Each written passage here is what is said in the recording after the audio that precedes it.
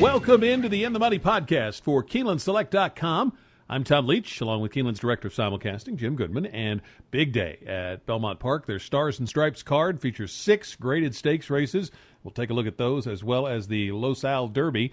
So, Jim, let's jump right into it with the 6th race, the Grade 3 Victory Ride for 3-year-old fillies going 6.5 furlongs.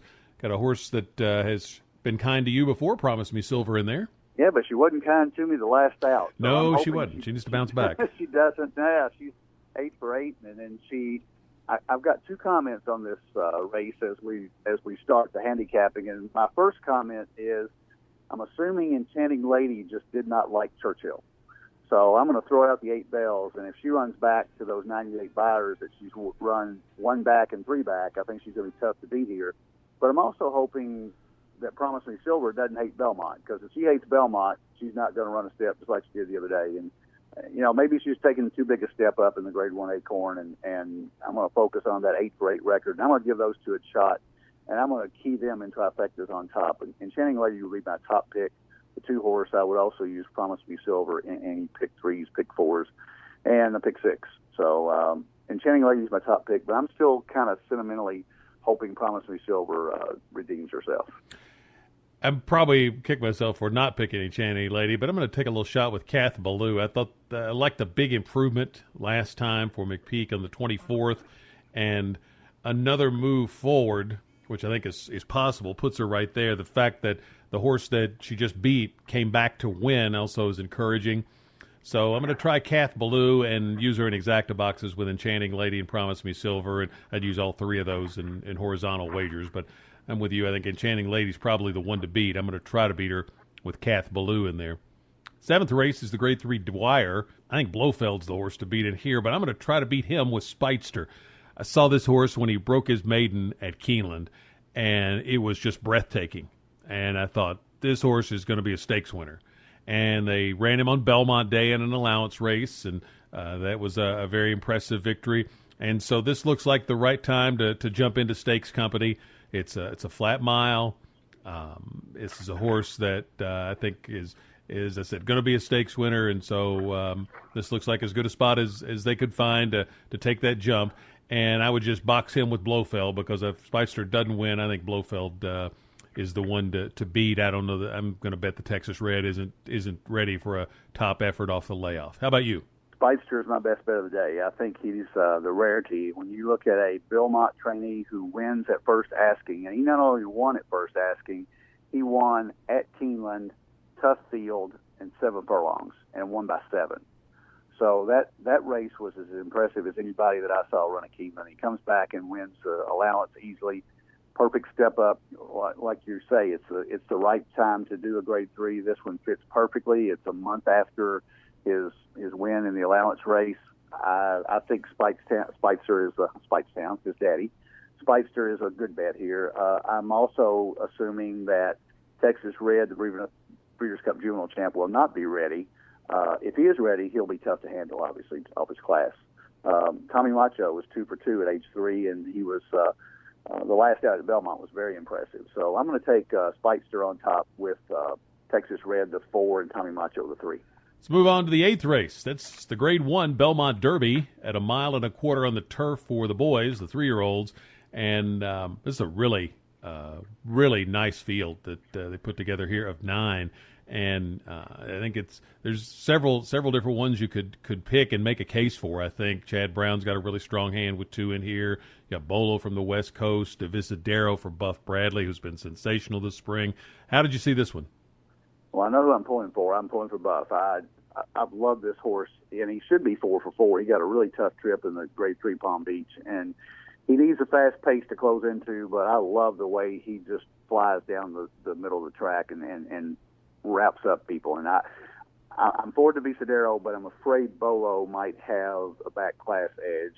I always thought he was better suited for turf, but they run him in California, and the owners get Derby fever, and they try, because he runs a length and a half behind Dortmund. And watch that race. He actually came up and challenged Dortmund for a few strides before he put him away.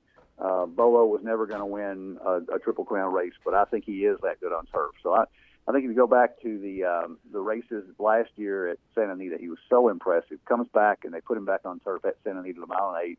This is a logical move forward for him, and I think if he takes the trip kindly and likes the Belmont surface, he's going to be tough to beat. But I'm going to pull for Divisidero, and I'm going to box those two in the exact 2-3. But I also think it's a balanced race. I think Granny's Kitten, the 9, has a lot of upside with extending buyer pattern, force to pass the 5, take over target the 1. Chad Brown's got a very strong hand in here.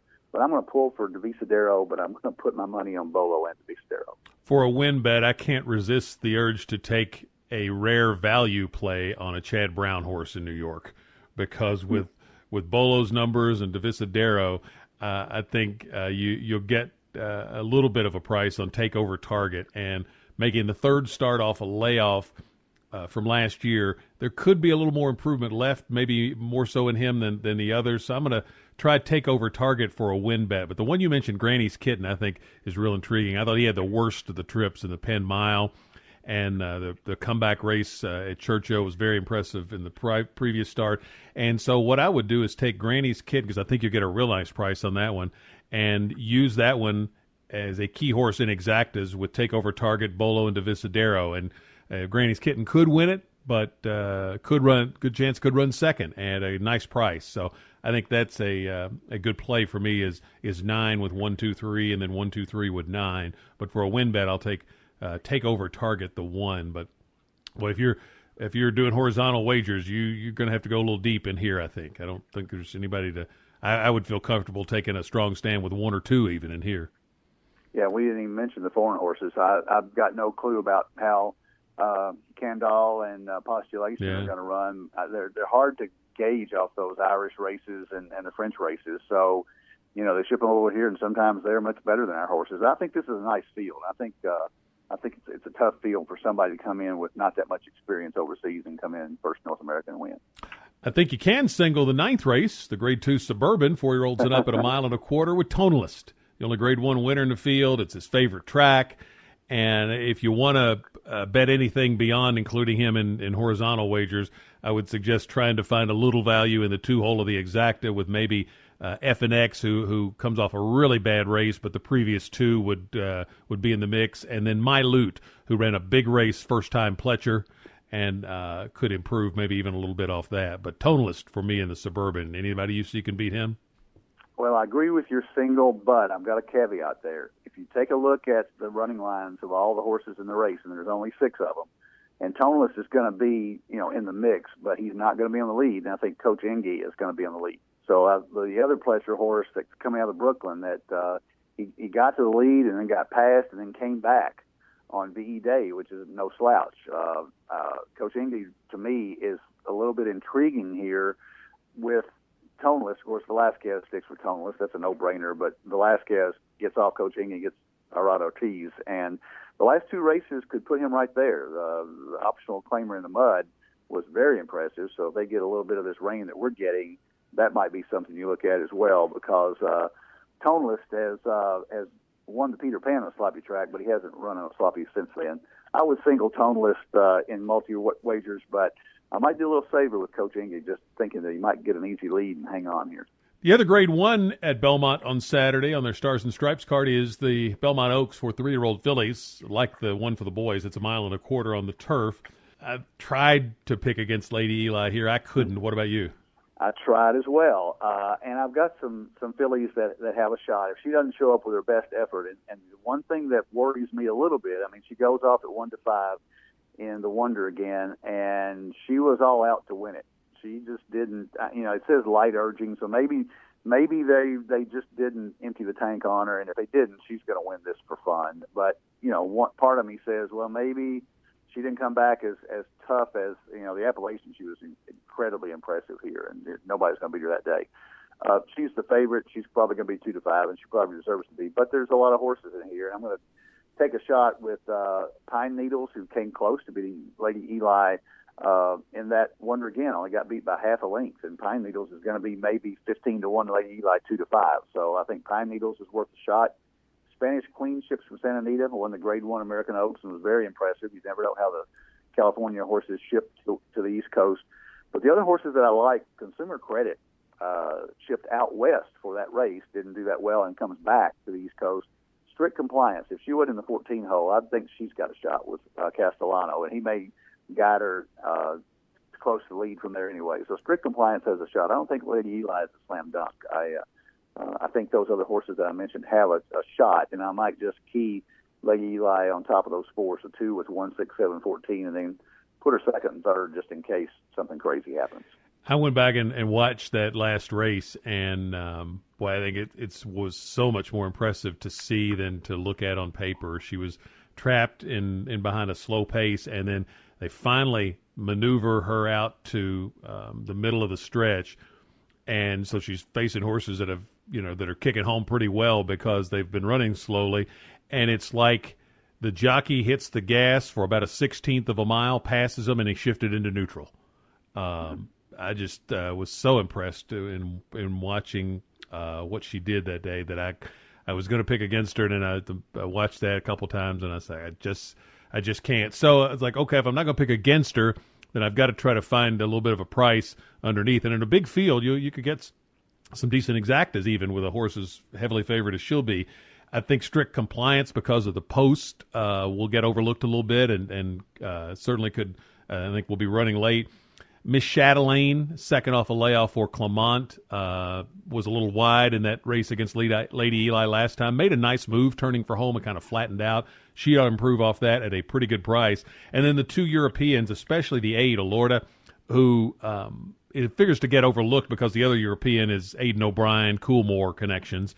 And this 8 horse just ran in a Group 3 and now coming to the States. So I think the 2 Europeans I would use. So I'd say 2 over 5, 8, 10, 14 for me. But I'm going to go Lady Eli to win the Belmont Oaks. 11th race, the Grade 3 Belmont Sprint. And one note I did see in here in the racing form that clearly now had a throat operation. They had that displaced palate issue in his last race, which was a so-so effort behind Rockfall. And so they he's had a nice work since then. And his 2 best races have been on this track at this distance. And there's a lot of speed in here to set it up, and gets an equipment change with blinkers off, which I think will help him relax and finish. And if they fixed a breathing issue, I think clearly now could run him down here. I'd use him with the Big Beast, with Private Zone, and with Stall Walking Dude. How about you? I think this race sets up a lot like the Honor Code race with that in the Met Mile. There's so much speed here that you've got to find somebody coming from off the pace. And I looked at Clearly Now, but I took Stall Walking Dude. I think Stall Walking Dude, Velasquez keeps him outside and tracks the pace, and it's got a meltdown up front. Private Zone wants the lead. Green Grotto wants the lead. Bay of Plenty wants the lead. All of them are going to go, and even Moonlight Song, the outside horse for Rosario.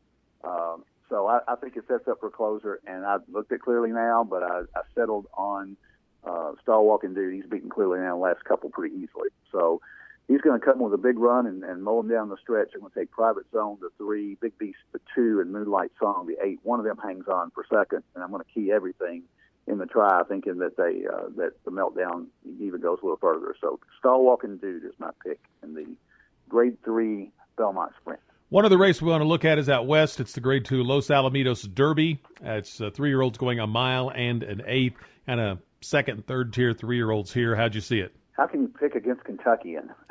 It just jumps out at me. That's a great name. And the horse, the 7 furlong race at Santa Anita in the La Barrera really was impressive. Won by 6 1/4, and everybody was talking about him. He goes off at even money, and he's a late developing 3-year-old, maybe a second level, but maybe the kind of horse that takes this and jumps up and maybe gets competitive with the top level 3-year-olds later on. Kentuckian's my pick here. He ran huge the last time out. He is a question mark at a mile and eighth. He's only been 6 furlongs and 7 furlongs, and for that reason, I would take a look at Gimme Dilute for Bob Baffert, because the horse ran well in the Affirm last time out, mile 16, so he makes the natural stretch out. 2 a mile and an eighth. Pain and Misery has run a mile and an eighth, but not very well. So Kentuckian on top with Gimme Dilute, maybe in a cold exacta.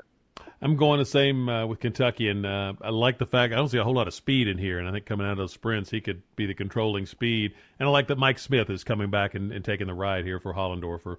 So Nothing too fancy here for me. I'm going to take the 4 Kentuckian, use him over Gimme Duluth, and also over Prospect Park, who I think is probably a grade 2 level horse max, but that's right at the top of the heap in here on his best day. So 4 over 2.5 for me in the Los Al Derby. Great wagering opportunities around the country, especially up at Belmont on Saturday, and then pretty soon we'll be gearing up for Saratoga and Del Mar. Anything going on with Keeneland simulcasting? We just had our last contest for Churchill Downs last week, so no contest going on this week, but we'll be open all weekend, the 4th and the 5th, for good racing, and the Belmont Day, the Saturday day, is outstanding racing. So we are getting ready for our move to Red Mile. It's coming along very well over there, and we're going to move on the 15th of July. So we got one more full week of simulcasting at Keeneland, and then we'll be talking about that new facility over the Red Mile with a lot more tracks running, a lot of night racing, because we'll be open until at least 11 o'clock each night. So we'll be picking up some Evangeline Downs, Charlestown, Prairie Meadows, Mountaineer, a lot of the tracks that we just didn't do at Keeneland simply because there wasn't a facility that was already open. So Red Mile has a lot of harness tracks at night. So we're going to try to maximize our space over there and try to keep open a lot longer, so you'll have an opportunity to go wager after your work day's over. And a couple of reminders, there are a handful of stakes races on Friday, because for a lot of folks that is a holiday with the 4th falling on Saturday. I think there's one up in New York. And then on Sunday, it's the Queen's Plate Day, and they've got a 14-horse field for the Queen's Plate up at Woodbine, and that's always a really fun card to handicap. Best of luck, and we'll be back next weekend with another edition of this In the Money podcast for KeenelandSelect.com.